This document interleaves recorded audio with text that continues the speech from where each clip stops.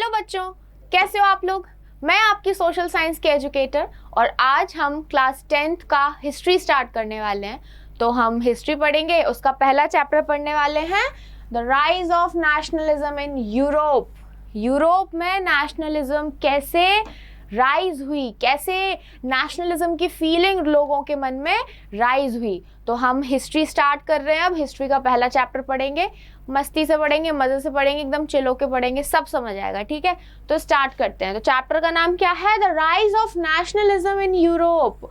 Europe में nationalism कैसे rise हुआ, है ना, और क्या हुआ, क्या क्या पूरी स्टोरी रही है, सब पढ़ेंगे हम। ओके, उसके पहले सेशन 2022-2023 स्टार्ट हुआ है और बड़े प्यारे प्यारे हम बैचेस लेके आए हैं आपके लिए। और मैं आपकी सोशल साइंस की एजुकेटर, और मेरी क्लासेस कब रहेंगी? मंडे और थर्सडे को। क्लास 10th का जो मैं लेक्चर लूंगी वो मंडे और थर्सडे को लूंगी और टाइमिंग्स रहेंगी 7 PM to 8 PM। ओके, 7 से 8 मेरी क्लास रहेगी।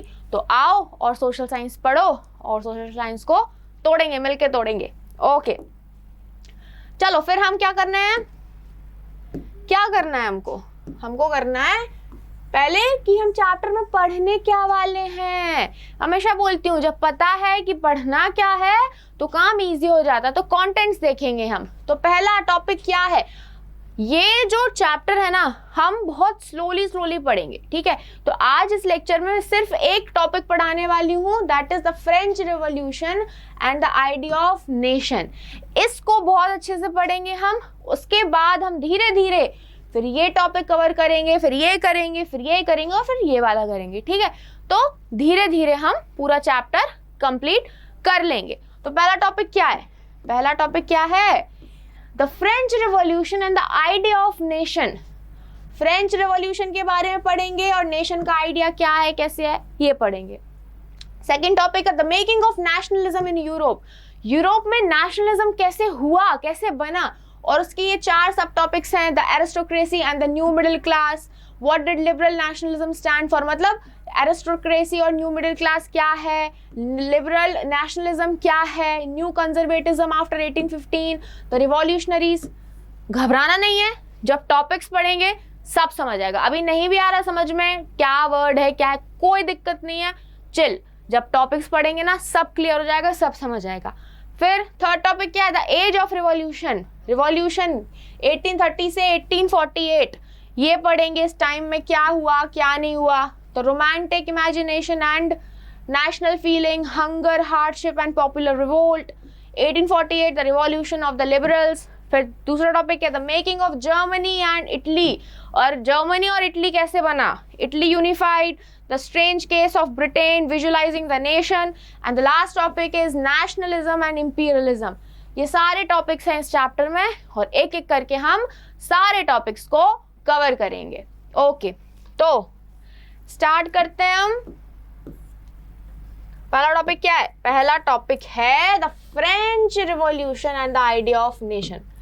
बेटा फ्रेंच रिवॉल्यूशन आपने 9th क्लास में भी पढ़ा होगा, और अगर नहीं पढ़ा है अच्छे से तो 9th क्लास का मेरा लेक्चर आ चुका है फ्रेंच रिवॉल्यूशन के ऊपर, उसको जाके पढ़ो। बहुत सही चैप्टर है, सब समझ आएगा कि फ्रांस में क्या हुआ। पहले मोनार्की थी, पहले राजा रूल करता था, उसके बाद क्या हुआ, उसके बाद डेमोक्रेसी आई, धीरे धीरे चेंजेस हुए। जो लुइस किंग था वहाँ का, उसको मार दिया गया, है ना। ऐसे ऐसे वो जो मोनार्की थी वो डेमोक्रेसी बन गई। तो वो पूरा रिवॉल्यूशन है, कैसे एस्टेट्स ने कैसे आवाज़ उठाई, क्या कंडीशन थी, वो सब उस चैप्टर में कवर है। आप जाके उस चैप्टर को देखो, आपको सब समझ आएगा। ओके, आगे बढ़ते हैं। बेटा चैप्टर स्टार्ट होता है एक पेंटिंग से। बड़ी सुंदर पेंटिंग बनाई है, ठीक है, बड़ी सुंदर प्यारी पेंटिंग है। किसने बनाई है? फ्रेडरिक सोरियो, ये पेंटर का नाम है। 1848 में उन्होंने ये पेंटिंग बनाई। पेंटिंग का नाम क्या है? The dream of world wide democratic and social republics. आप नाम से ही इसको समझो, द ड्रीम, उनका एक सपना है। ये एक सपना है कि जो दुनिया में डेमोक्रेटिक और सोशल रिपब्लिक्स होंगी, पूरी दुनिया डेमोक्रेटिक हो जाएगी, मोनार्की खत्म हो जाएगी, एब्सोल्यूटिज्म जो है वो खत्म हो जाएगा, है ना। तो एक इनका ड्रीम है। उन्होंने अपना जो एक डेमोक्रेटिक वर्ल्ड का जो ड्रीम था उसको विजुअलाइज करके इस पेंटिंग में उतार दिया है। उन्होंने देखो यहाँ पे मैन शो किए हैं कि डिफरेंट डिफरेंट मैन है, डिफरेंट डिफरेंट कंट्रीज हैं और अपना वो अलग अलग पोशाक पहने, अलग अलग कॉस्ट्यूम पहने हैं, उनके अलग अलग झंडे हैं और वो क्या कर रहे हैं। यहाँ देखो स्टैच्यू ऑफ लिबर्टी बनाया है उन्होंने और स्टैच्यू ऑफ लिबर्टी ये क्या पकड़े हुए है, ये टॉर्च पकड़े हुए है, जो कि क्या दिखा रहा है, जो कि आपको एनलाइटनमेंट कर रहा है। ये टॉर्च से क्या शो रहा है, एनलाइटनमेंट कर रहा है ये टॉर्च हमको। जो स्टैच्यू ऑफ लिबर्टी टॉर्च पकड़े हैं वो एनलाइटनमेंट, वो हमको सही रास्ता दिखाने का उन्होंने क्या आइडिया दिया है। ओके, तो ये क्या कर रहे हैं, ये नेशंस, अलग अलग नेशंस के लोग हैं, अपना अलग अलग झंडा पहने हैं, अलग अलग कॉस्ट्यूम्स पहने हैं और ये यहाँ से पास हो रहे हैं और किसको ऑनर और रिस्पेक्ट देते हुए निकल रहे हैं, किसको, स्टैच्यू ऑफ लिबर्टी को, और आगे बढ़ते जा रहे हैं।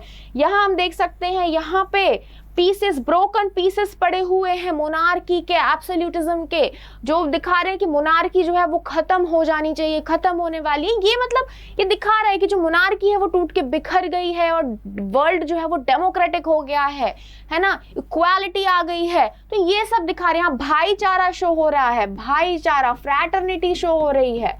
क्या भाईचारा मतलब फ्रैटर्निटी शो हो रही है ना। तो ये पेंटिंग बहुत फेमस हुई। इस एक पेंटिंग ने बहुत सारी, जो पूरा डेमोक्रेटिक वर्ल्ड का उनका विजुअलाइजेशन था, वो सब उन्होंने कहते ना इतने अच्छे से इस पेंटिंग में दर्शाया है। तो ये पेंटिंग से बढ़िया ये चैप्टर स्टार्ट होता है। पेंटिंग हमको क्या दिखा रही है, एक मैन शो कर रही है, नेशंस शो कर रही है, वो भी डेमोक्रेटिक नेशंस, एक डेमोक्रेटिक वर्ल्ड का उनका जो ड्रीम है वो ये पेंटिंग शो कर रही है। आगे बढ़ते हैं। पहला टॉपिक स्टार्ट होता है the French revolution and the idea of nation. ठीक है, क्या लिखा है, firstly nationalism came with the French revolution in, कब आई, इन 1789। जो नेशनलिज्म है वो फ्रेंच रिवॉल्यूशन के साथ है। जब फ्रेंच रिवॉल्यूशन हुआ तब ये नेशनलिज्म की जो फीलिंग है वो लोगों के मन में आई 1789 में।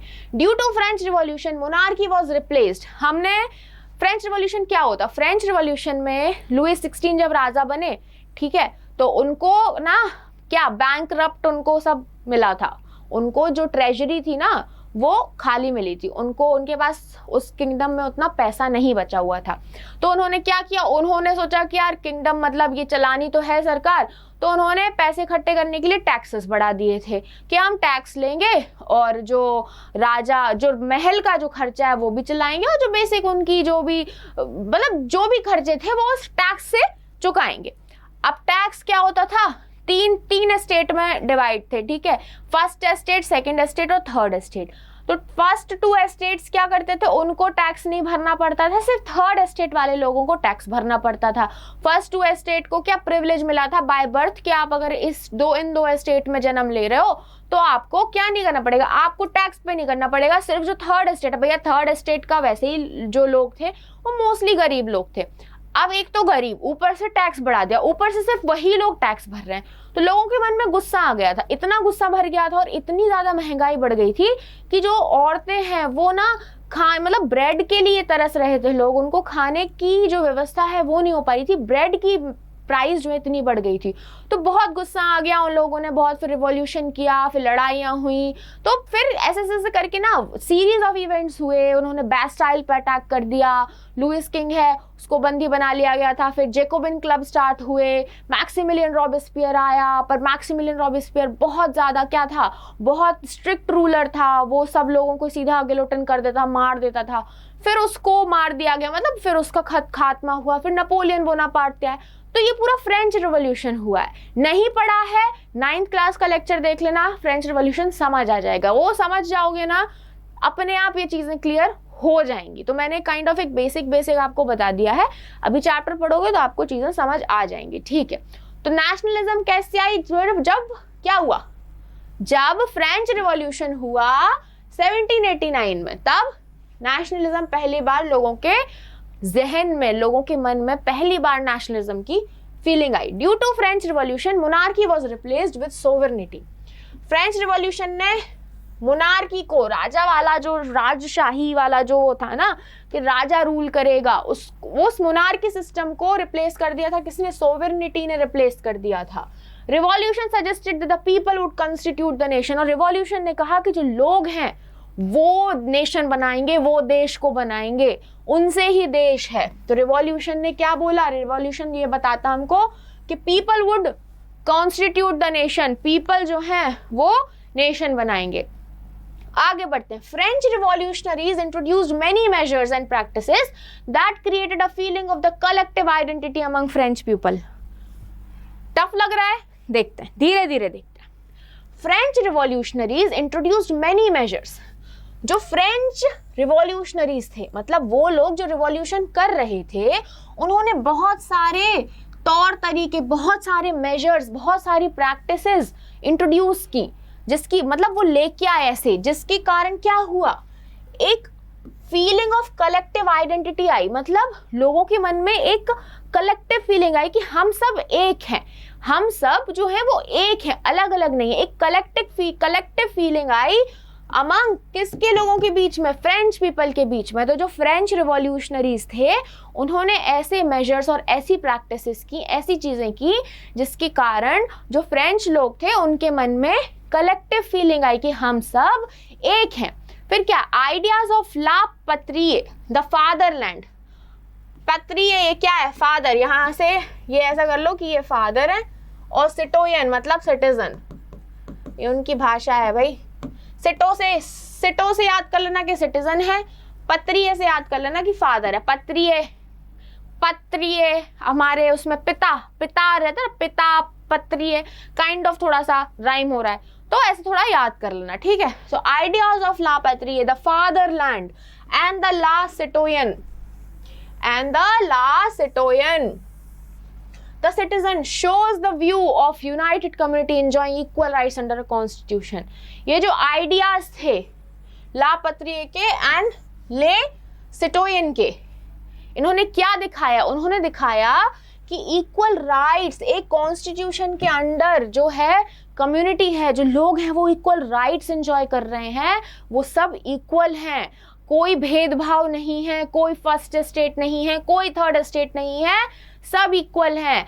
तो ये जो दो आइडियाज थे, ये दो आइडियाज क्या शो कर रहे हैं? ये शो कर रहे हैं कि जो कम्युनिटी है, जो लोग हैं, वो क्या, वो इक्वल है, वो इक्वल राइट्स एंजॉय कर रहे हैं कॉन्स्टिट्यूशन में, ये शो किया। आगे क्या है? New French flag the try colour replace the former royal standard. एक नया फ्रेंच फ्लैग आया है ना, ये फ्रेंच रिवॉल्यूशन चल रहा है कि क्या क्या हुआ? नया फ्रेंच फ्लैग आया जिसका नाम था ट्राई कलर। ये आप देख रहे हैं ना, रेड व्हाइट और ब्लू, ये क्या है? ये उनका फ्रांस का फ्लैग, ये नया ट्राई कलर, ये फ्लैग लेके आए, द ट्राई कलर, ये फ्लैग लेके आए जिसने जो, और इस ट्राई कलर ने किसको रिप्लेस कर दिया? जो पहला रॉयल स्टैंडर्ड जो उनका फ्लैग था उसको उन्होंने रिप्लेस कर दिया। तो ट्राई कलर ने जो पुराना फ्लैग था उसको रिप्लेस कर दिया, नया फ्लैग आया। Centralised administrative system was established, centralised administrative system को एस्टैब्लिश किया गया। Uniform laws were formed for all citizen, हर सिटीजन के लिए यूनिफॉर्म लॉज बनाए गए, यूनिफॉर्म लॉ के सबके लिए इक्वल रहेंगे, लॉ सेम रहेंगे सबके लिए, तो यूनिफॉर्म लॉ बनाए गए सिटीजन्स के लिए। Duties and dues were abolished, जो ड्यूटीज, जो टैक्सेस जो लगाए जा रहे थे जबरदस्ती के, उनको अबॉलिश किया गया, उनको खत्म किया गया।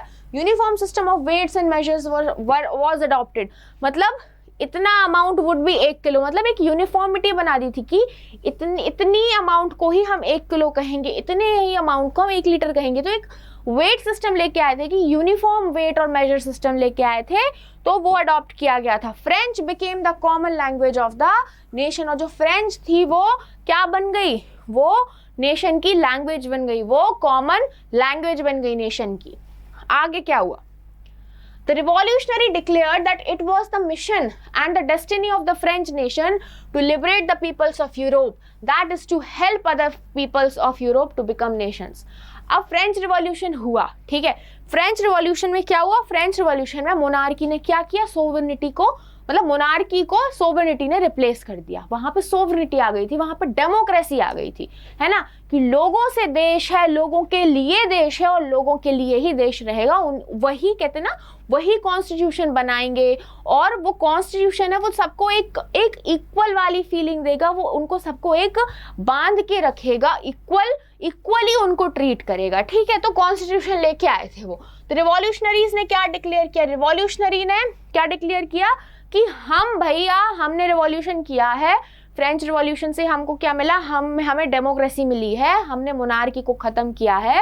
तो उन्होंने डिक्लेयर किया कि एक हमारा ये मिशन है, उन्होंने उसको एक मिशन के तौर पे देखा कि हम क्या करेंगे, हम जो फ्रेंच नेशन है, जैसे फ्रेंच नेशन ने, फ्रांस ने अपने लोगों को आज़ाद कर दिया, उसको डेमोक्रेसी दिलाई, ऐसे ही जो यूरोप के लोग हैं, बाकी के यूरोप के लोग हैं, उनको भी हम क्या करेंगे, यूरोप में ही आता है, यूरोप जो पूरा यूरोप है ना, उसमें ये कंट्री है फ्रांस, ठीक है। तो उन्होंने क्या कहा कि जो बाकी के यूरोप के लोग हैं उनको भी हम लिबरेट करेंगे, उनको भी हम फ्री करेंगे, ठीक है, इस मोनार्की से हम फ्री करेंगे। तो उन्होंने ये मिशन बना लिया था।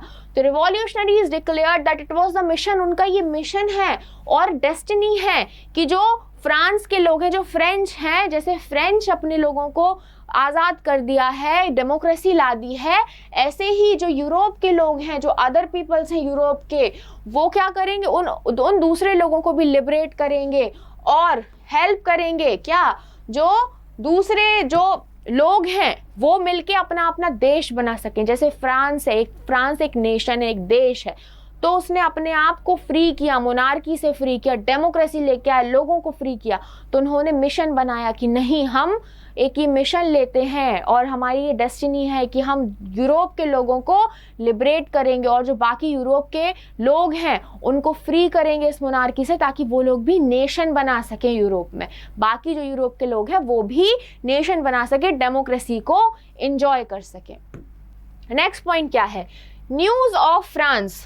न्यूज़ है बेटा, ये न्यूज़ है ना, जो फ्रांस में जो चल रहा था, जो रिवॉल्यूशन हो रहा था फ्रांस में, तो उसकी जो न्यूज़ थी बेटा, जो न्यूज़ थी, जैसे कहते हैं ना, जैसे आपके शहर में कुछ बड़ा एकदम रिवॉल्यूशन सा कुछ हो जाता है, ठीक है, जैसे लोग धरना करने बैठ गए, है ना, किसी चीज़ को लेके प्रोटेस्ट कर रहे हैं, तो पूरे शहर में कैसा पता चल जाता है ना कि हाय उस यहाँ पे, इस जगह पे आज प्रोटेस्ट हुआ, इस जगह पे आज ये हुआ। और धीरे धीरे जो आसपास के गांव होते हैं, जैसे अगर बहुत बड़ा प्रोटेस्ट है तो न्यूज़ में आने लगता है ना, तो दो लोगों को पता चल जाता। तो जो फ्रांस में हो रहा था, रिवॉल्यूशन हो रहा था भैया, फ्रांस रिवॉल्यूट कर रहा था, रिवॉल्यूशन हो रहा था, बदलाव लेके आ रहा था। तो जो फ्रांस की न्यूज़ थी, जो खबर थी, वो कहाँ पहुंच गई? वो डिफरेंट सिटीज़ में पहुंची, अलग अलग शहरों में पहुंची, ठीक है। उसके कारण क्या हुआ?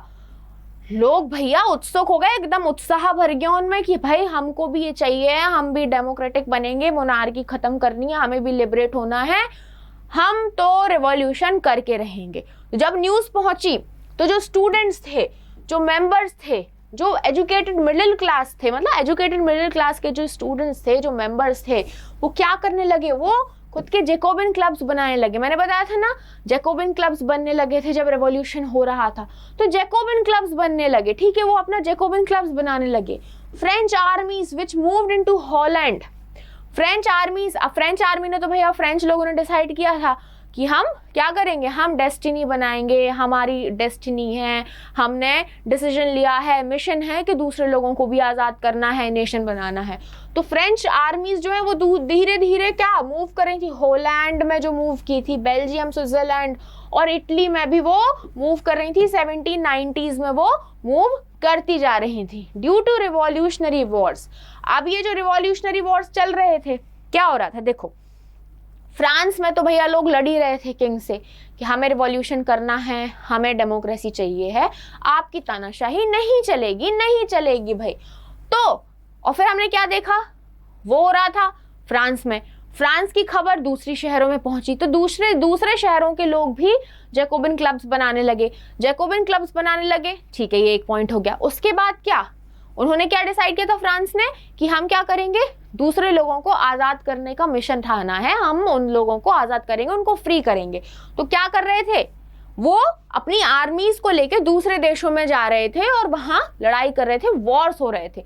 तो उनको क्या कहेंगे, जो लड़ाइयाँ हो रही थी, रिवॉल्यूशन के लिए लड़ाइयाँ हो रही थी, उसको हम कहेंगे रिवॉल्यूशनरी वॉर्स। रिवॉल्यूशनरी वॉर्स हो रहे थे। तो ये जो दूसरी कंट्रीज में जाके जो वॉर्स हो रहे थे रिवॉल्यूशनरी, तो जो French armies began to carry the idea of nationalism abroad. अब वो दूसरी कंट्रीज में जा रहे थे, लड़ते थे, तो जो फ्रेंच आर्मीज है ना, नेशनलिज्म का आइडिया कैरी कर रही थी। मतलब वो वॉर्स से वो एक दर्शा रही थी कि भाई हम नेशनलिज्म का आइडिया लेके जा रहे हैं। वो आते थे, लड़ते थे रिवॉल्यूशन के लिए, तो एक आइडिया कैरी कर रहे थे नेशनलिज्म का। ठीक है, आगे बढ़ते हैं।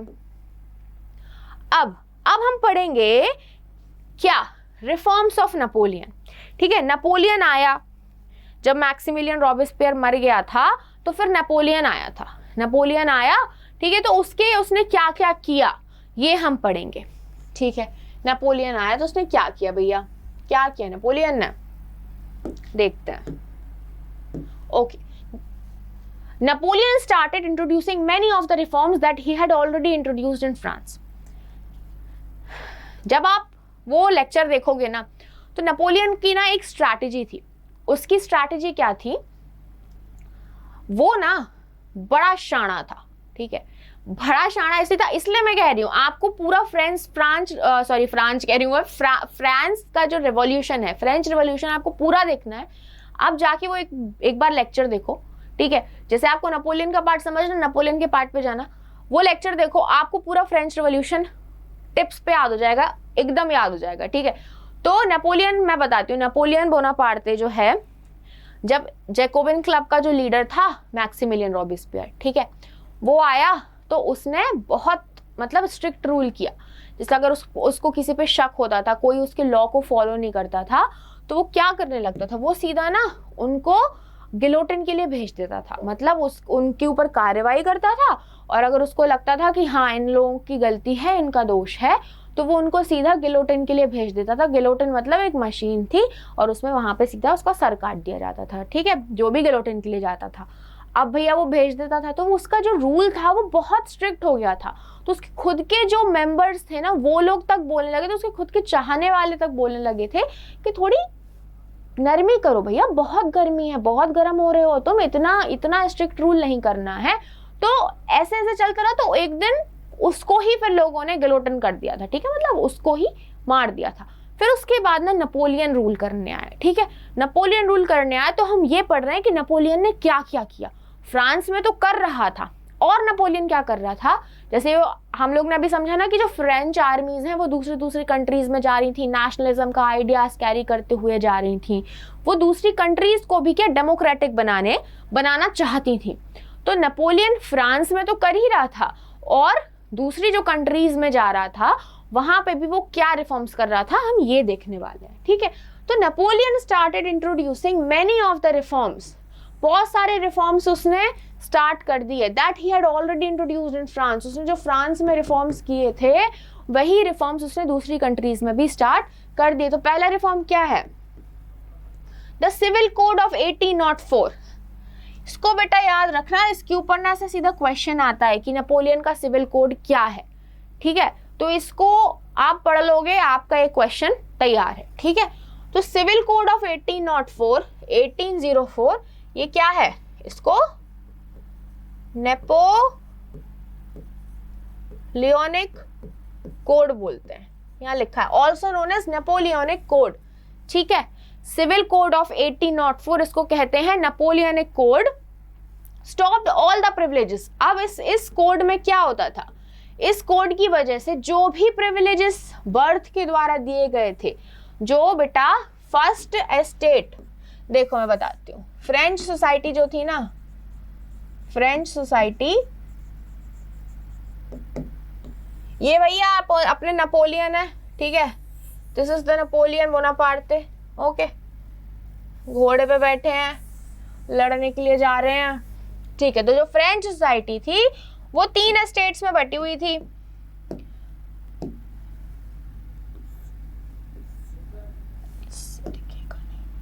ठीक है, 3 स्टेट में बटी हुई थी। क्या थी, फर्स्ट एस्टेट, ठीक है, सेकंड था सेकंड एस्टेट,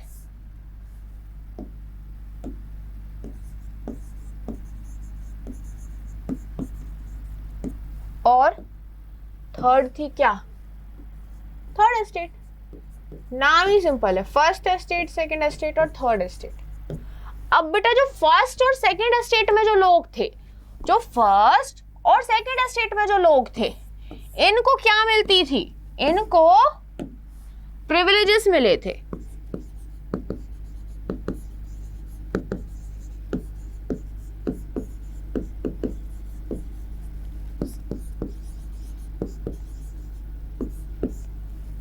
ये क्या लिखा? Privileges by birth. उनको उनके जन्म के आधार पे, जन्म के बेसिस पे उनको प्रिविलेजेस मिले थे।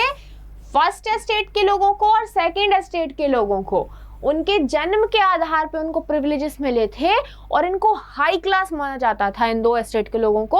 और इनको क्या? इनको टैक्स नहीं देना पड़ता था। ये लोग बिना टैक्स दिए ही रहते थे, ठीक है। तो इनको ये प्रिविलेज मिला था। और जो थर्ड एस्टेट के लोग थे, इनको क्या? इनको टैक्स देना पड़ता था। जो भी टैक्स लगता था वो थर्ड एस्टेट के लोगों को देना पड़ता था। अब इनको राजा को तो देना ही देना है, इनको फर्स्ट एस्टेट के लोगों को भी, चर्च को भी थोड़ा बहुत टैक्स जो है देना पड़ता था। तो जो थर्ड एस्टेट के लोग थे ना, वो पागल हो गए थे। वो टैक्स टैक्स टैक्स टैक्स दे दे के वो पागल हो गए थे। तो रिवॉल्यूशन उन्होंने कर दिया था, ठीक है। तो यहाँ पे हम यही देख रहे हैं, जो स्टॉप्ड ऑल प्रिविलेजेस, जो भी प्रिविलेजेस बाय बर्थ मिलते थे लोगों को, वो सब स्टॉप कर दिए गए थे कि अब तुमको ये प्रिविलेजेस नहीं मिलेंगे, ये प्रिविलेजेस वाला सिस्टम खत्म करो। तो ये इस प्रिविलेजेस बंद कर दिए। Established equality before the law. उन्होंने ये बोला कि लॉ है, ये लॉ बनाया और इस लॉ के आगे सब इक्वल है। चाहे तुम अमीर हो, चाहे तुम गरीब हो, चाहे फर्स्ट एस्टेट के हो, चाहे सेकंड एस्टेट के हो, लॉ के आगे सब बराबर हैं, इक्वालिटी है, सब पूरी इक्वालिटी है। लॉ के आगे कोई छोटा बड़ा नहीं है। तो उन्होंने क्या? एस्टैब्लिश की equality before the law and secure the right to property. उन्होंने राइट टू प्रॉपर्टी की, आपके पास अधिकार है, मतलब वो एक ये राइट टू प्रॉपर्टी भी उनको लोगों को दी, ठीक है। ओके, तो ये तीन चीजें उन्होंने की। नेपोलियनिक कोड में ये आता है कि उन्होंने प्रिविलेजेस जो थे वो बंद कर दिए, इक्वालिटी बिफोर लॉ दिया और राइट टू प्रॉपर्टी दिया। उसके बाद क्या है? Code was applied to the regions under French control. अब नेपोलियन क्या करता था? नेपोलियन अपनी फ्रेंच आर्मीज के साथ जाता था, आजू बाजू के देश में रिवॉल्यूशनरी वॉर्स करता था और वहां पे फ्रांस का कंट्रोल कर रहा था, ठीक है। तो वहां पे उसका वो था कि वो क्या करता था कि अपने ही फैमिली मेंबर्स के लोगों को वहां पे राजा बना देता था। तो वो क्या? फ्रांस के अंडर आ गया, फ्रांस के कंट्रोल में आ गया, ठीक है। तो ये जो कोड है वो कहाँ कहाँ लगता था? जो भी एरिया फ्रेंच कंट्रोल में है, उन एरियाज में ये जो है कोड लगता था, अप्लाई होता था। आगे क्या है? Dutch republics. जो डच रिपब्लिक्स थे, कहां पे? जो डच रिपब्लिक्स थे स्विट्जरलैंड में, इटली में, जर्मनी में। यहां पे क्या? नेपोलियन ने एडमिनिस्ट्रेटिव डिवीजन को एकदम सिंपल कर दिया था। क्या, कैसे किया था उसने? जो फ्यूडल सिस्टम्स थे उनको अबॉलिश कर दिया था, अबॉलिश्ड फ्यूडल सिस्टम। पीजेंट्स को आजाद कर दिया था from serfdom and memorial dues. जो भी ड्यूज उनको देना पड़ता था, जो ड्यूज उनको देने थे, उन सब से उनको आजाद कर दिया कि तुम पीजेंट्स लोग फ्री हो गए हो, अब तुम्हें कर नहीं देना है, ड्यूज नहीं देने हैं। तो वहां पे क्या, उसने फ्यूडल सिस्टम को अबॉलिश कर दिया था और पीजेंट्स को बोल दिया था कि आप आजाद हो, आपको अब टैक्स नहीं देना है। Transport and communication system were improved. Transport और जो कम्युनिकेशन, ये वाली चीज उसने कहाँ की थी? फ्यूडल सिस्टम को अबॉलिश उसने स्विट्जरलैंड, इटली और जर्मनी में की थी, ठीक है। फ्यूडल सिस्टम को अबॉलिश कर दिया था उसने, ठीक है। और क्या किया उसने? Transport and communication system were improved. जो ट्रांसपोर्ट और कम्युनिकेशन सिस्टम थे बेटा, वो इम्प्रूव किया था कि इजीली चीज़ों, गुड्स का ट्रांसपोर्ट हो सके, इजीली कम्युनिकेशन हो सके। एक कंट्री से दूसरी कंट्री लोग जो है एक रीजन से दूसरी रीजन में आसानी से जा सके, ईजिली जो है कम्युनिकेशन और ट्रांसपोर्ट हो सके। और क्या किया उसने? Peasants, artisans, workers and new businessmen started enjoying a newfound freedom। जो ये सारे जो भी उसने किए, मतलब जो भी रिफॉर्म्स किए, उसकी वजह से क्या हो रहा था? जो पीजेंट्स थे, जो किसान थे, जो आर्टिजन्स थे, जो आर्टिस्ट थे, जो मतलब पॉटरी का काम करे, आर्टिस्ट वही होता है ना जो कला आर्ट करता है, जैसे पॉटरी बनाना, पेंटिंग करना। तो ये जो आर्टिस्ट थे, वो जो वर्कर्स थे, जो बिजनेसमैन थे कुछ, उन्होंने ये जो नई नई जो फ्रीडम मिली थी उसको एंजॉय करने लगे। वो लोग उसको क्या कर रहे थे? वो एंजॉय कर रहे थे। और क्या हो रहा था? Businessmen and small-scale producers of goods realized that uniform law, standardized weight and measures, and a common national currency will help in the movement and exchange of goods and capital from one region to another। Businessmen और small-scale producers जो थे, उन्होंने realise किया कि जो uniform weights वाला जो system आया है, मतलब एक ही वेट को माना जाएगा, यूनिफॉर्मिटी आ गई कि इतना इज द 1 किलो, इतना इज द 1 लीटर, मतलब जो ये यूनिफॉर्मिटी आ गई थी वेट और मेजर सिस्टम को, एक जो यूनिफॉर्म मेजर और वेट सिस्टम लेके आए थे, जो यूनिफॉर्म लॉज लेके आए थे, है ना, और एक कॉमन नेशनल करेंसी लेके आए थे कि यही करेंसी जो है वो नेशनल करेंसी मानी जाएगी। उसके कारण क्या होगा? उसके कारण जो मूवमेंट होगा, जो एक्सचेंज होगा गुड्स का, वो इजी हो जाएगा। तो ये किसको रियलाइजेशन हो गई थी? ये जो बिजनेसमैन थे, जो स्मॉल स्केल प्रोड्यूसर्स थे, उनको ये रियलाइज हो गया था कि ये जो नेपोलियन कर रहा है, ये जो स्टैंडर्डाइज्ड वेट्स और मेजर्स का ये जो सिस्टम आया है, जो यूनिफॉर्म लॉ आए हैं, इनकी वजह से क्या होगा? इनकी वजह से जो मूवमेंट है, जो ट्रेड हो रहा है, जो गुड्स का मूवमेंट हो रहा है, वो इजी हो जाएगा। ओके, आगे बढ़ते हैं। आगे क्या हुआ? इन कॉन्क्वायर्ड एरियाज, उसको पढ़ो ध्यान से। इन कॉन्क्वायर्ड एरियाज, ये लास्ट है, ये चैप्टर आज का जो लेक्चर है इतना ही है। This is the first topic का ये जो है लास्ट पोर्शन है, ठीक है। अभी तक हमने देखा कि नेपोलियन रिफॉर्म कर रहा था, फ्रेंच आर्मीज दूसरी कंट्रीज में जा रही थी और एक नेशनलिज्म का आइडिया लेके आ रही थी। फ्रेंच रिवॉल्यूशन के बाद से ये होता जा रहा था, ठीक है। तो क्या हुआ? क्या हुआ? In conquered areas, the reactions of the local population to French rule were mixed। जो कॉन्क्वेड एरियाज थे ना, मतलब वो एरियाज जहां पे फ्रेंच आर्मी जो क्या कर रही थी, वहां जाके वो क्या कर रही थी? वहां जाके वो अटैक कर रही थी। फ्रेंच आर्मीज जिन एरियाज में जाके क्या कर रही थी? अटैक कर रही थी, वॉर्स कर रही थी। तो वो एरियाज क्या थे? कॉन्क्वर्ड एरियाज थे। वो किसके अंडर में आ रहे थे? फ्रांस के अंडर में आ रहे थे, ठीक है। तो फ्रेंच आर्मी जिन एरियाज में जाके अटैक कर रही थी, रिवॉल्यूशनरी वॉर्स कर रही थी, उन एरियाज को फ्रांस अपने कंट्रोल में ले रहा था, और वो कॉन्क्वर्ड एरियाज थे। तो जो कॉन्क्वर्ड एरियाज के जो लोग थे, उनका जो रिएक्शन था ना, वो बहुत मिक्स्ड था। मतलब कुछ लोग अच्छा भी समझ रहे थे उस चीज को, कुछ लोग बुरा भी समझ रहे थे। क्या हुआ? जैसे कुछ जगह, जैसे ब्रसेल्स, मेन्स, मिलान, वॉर्सो, यहाँ पे इन जगह पे जो फ्रेंच आर्मीज थी, उनको हार्बिंगर्स देखा गया, एज अ हार्बिंगर्स ऑफ लिबर्टी। बेटा हार्बिंगर्स जो है ना, आपके एनसीईआरटी में हार्बिंगर्स वर्ड लिखा है, उससे कंफ्यूज नहीं होना। हार्बिंगर्स मतलब इंडिकेटर, मतलब ये काइंड ऑफ लिबर्टी कि हमारे देश में भी लिबर्टी, फ्रीडम आने वाली है। तो वो क्या इंडिकेट कर रहे थे? तो कि they were the indicators of liberty. वो बता रहे थे, वो दर्शा रहे थे कि ये जो फ्रेंच आर्मी है वो इंडिकेटर्स है लिबर्टी की। ये क्या करेंगे? ये हमारे देश में मोनार्की को हटा के ये लिबर्टी लेके आएंगे, ये डेमोक्रेसी लेके आएंगे, ये फ्रीडम लेके आएंगे। तो उनको कैसे देखा गया? ब्रसेल्स में Mainz, Brussels, Mainz, Milan, Warsaw, इन जगह पे फ्रेंच आर्मीज को कैसे वेलकम किया गया? They were welcomed as the harbingers of liberty as the indicators, मतलब ये हमारे देश में क्या लिबर्टी, फ्रीडम लेके आएंगे। उनको वेलकम किया गया अच्छे मन से। पर जो ये इनिशियल एंथुजियाज्म था, जो ये जो हैप्पी थे, जो लोग हैप्पी थे ना फ्रेंच आर्मीज के आने से, जो खुशी थी, जो उनका स्टार्टिंग की जो उनकी खुशी थी वो हॉस्टिलिटी में बदल गई।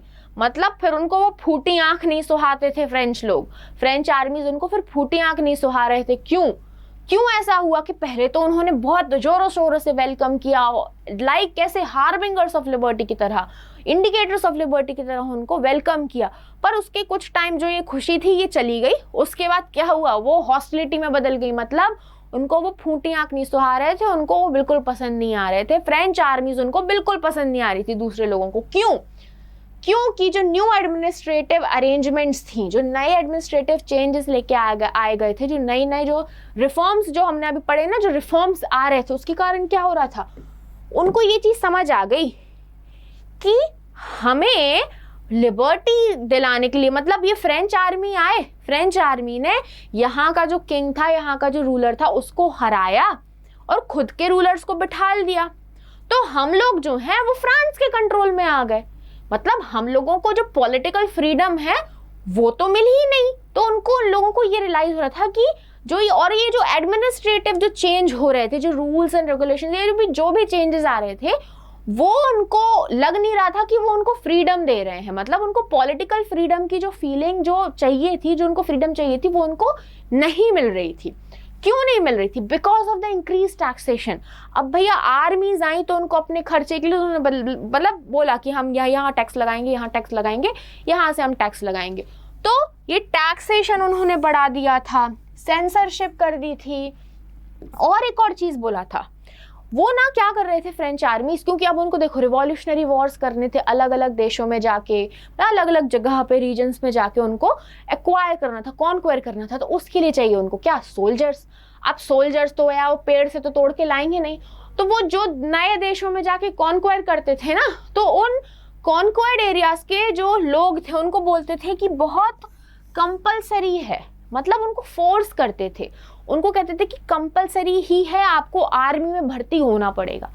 अब भैया ये चाट पकौड़ी खाने तो जाना नहीं है ना, कि चाट खाने जा रहे हैं, गोलगप्पे खाने जा रहे हैं, पिज्जा खाने जा रहे हैं, नहीं कि लोग बाग बहुत खुशी खुशी जाएंगे कि हाँ चलो चलो चलो चलो चलो खाएंगे, नहीं ना। वो क्या आर्मी में भर्ती होने के लिए कह रहे थे? भैया तो जान की बात है कि गए और मर गए फिर, है ना। तो लोग जो है ना वो नहीं जाना चाहते थे, लोगों को नहीं होना था भर्ती आर्मी में, लोगों को नहीं अपना एनरोलमेंट कराना था।